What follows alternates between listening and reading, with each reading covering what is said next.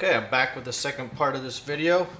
I'm going to take the potatoes, just give them a little scrub with this clean toothbrush. A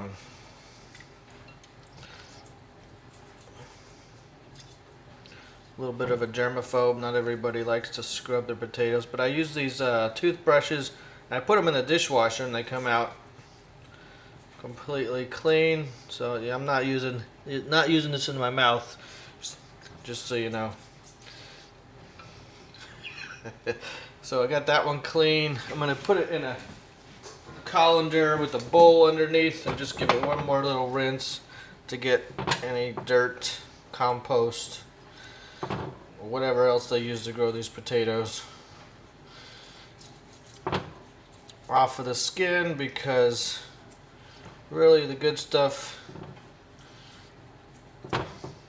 is what's inside, and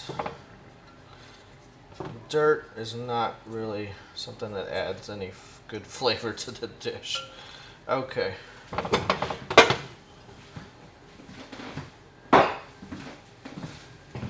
So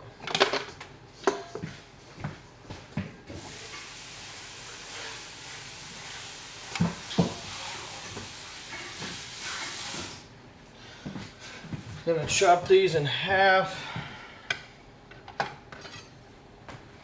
Just sharpened my knives, so I'm going to be extra careful, but also sharpening your knives makes a big difference when it comes to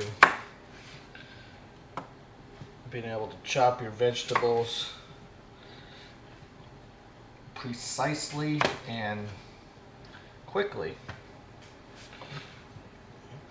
And you want to cut these into uniform pieces because they're going in the oven. And you want them all to cook evenly. You don't want some to be burnt and some to be undercooked, especially with potatoes, because uncooked potato is not a good flavor. Not something you could eat raw. I've never seen potatoes at a sushi restaurant, but who knows? Maybe they can cook it with vinegar or something. I don't know. But for this recipe, we're going to put these in the oven. Cook them hot in about 20 minutes. 425, I think the recipe calls for. I'll double check that.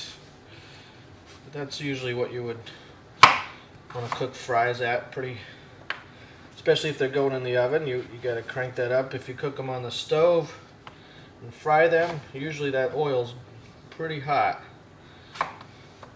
The oil's probably 350 degrees on the, or higher. If you're using peanut oil, which I actually have here, not really going to make a difference for this dish, but a lot of times peanut oil can be heated very high without burning or smoking. And so if you're going to cook something really hot in a deep fryer or on the stove, and your temperatures are going to get upwards of 500, it's pretty important to have an oil that doesn't just turn to carbon.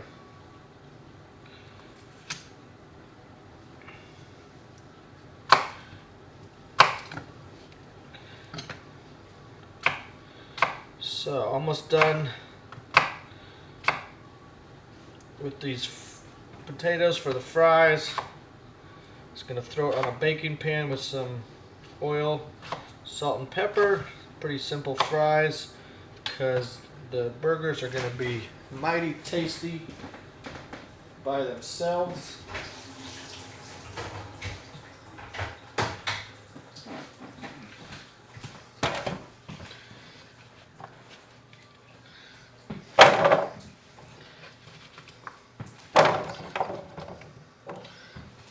I don't know about your kids, but my son loves French fries. Something about just a simple carbohydrate like that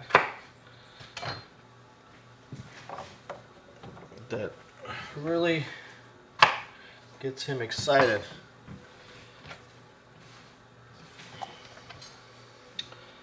So next I'm gonna throw okay, salt, pepper. Excuse me.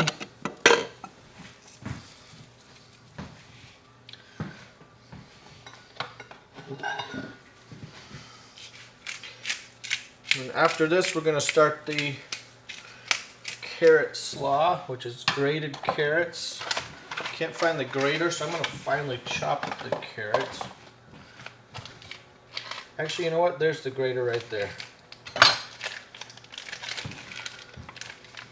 Just gonna get these ready to go. The soy burgers. And because all this is gonna go pretty quickly in just a minute. Oil.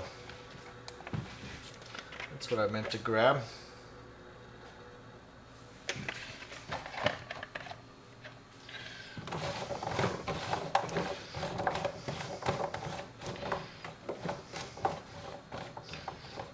Okay.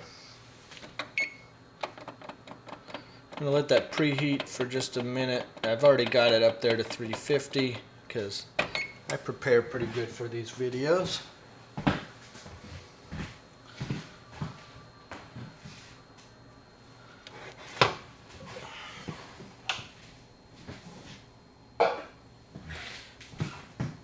Okay, you can see that's preheating. The fries are ready to go. Just gonna wash my hands.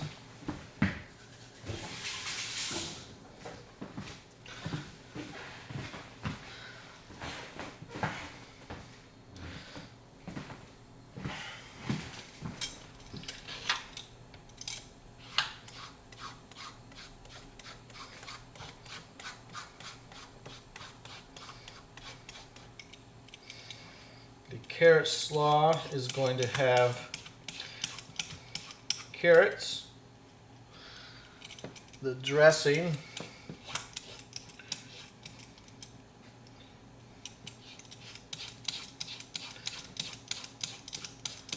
you know what, I'm going to have to grab the recipe.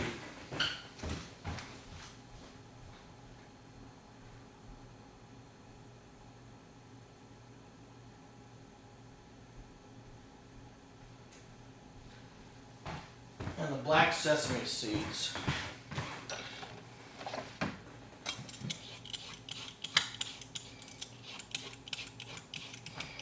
I'm going to finish grating that carrot off camera because that's going to take a while.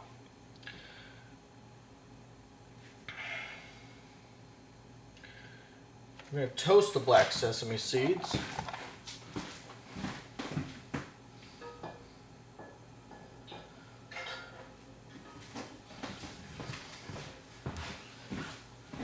You're going to do this in the same pan that you cook the tofu burgers.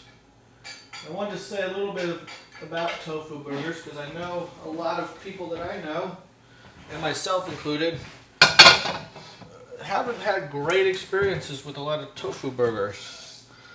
But I would say tofu burgers vary in quality and taste like just about anything you can buy at the supermarket. Some taste like they were kind of an afterthought. Somebody had a bunch of vegetable trimmings and decided, hey, let's throw these in a burger and see if humans will consume them and make us lots of money. And then there's higher quality ones that hopefully this is one of those. That it's called Hodu Soy, organic non-GMO tofu patties. And the ingredients look pretty simple and clean. When I say clean, I don't see a lot of chemicals I can't pronounce. Organic tofu, carrots, cabbage, onions, soybean oil, sea salt, dried shiitake mushrooms, garlic powder, and white pepper. So they claim it's an awesome veggie burger like no other. I will be the judge of that.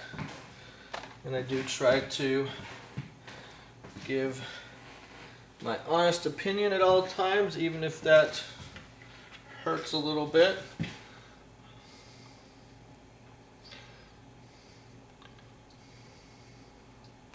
Honesty is almost always the best policy. Although in advertising, it's pretty uncommon. And honestly, I am advertising a little bit. I'm advertising my skills here if I ever go to culinary school. And I become a chef someday. This could be an investment that I'm making that's worthwhile. Or maybe someday I'll have a meal delivery website because I'm a web developer. And this video will be one of those videos that helps me to promote myself and my websites about cooking. Or maybe I'll just make a few meals in a referral link that I have when I post a link to Sunbasket, so that people subscribe with my link and I get a few free meals in the mail. Any one of those scenarios would make me very happy. So this pan needs some time to heat up. These sesame seeds are not really doing much just yet.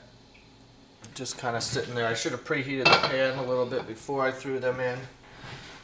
Definitely when we get the tofu burgers in there, that pan's got to be sizzling.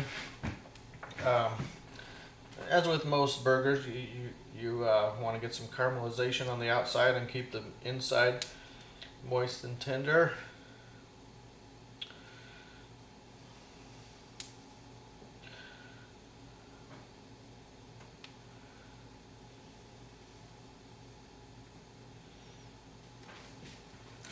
So I'm going to take a little break there, and you can see these are starting to go, and I'm going to come back with the slaw, the burgers, and the buns, and maybe even finish this one in 3 videos.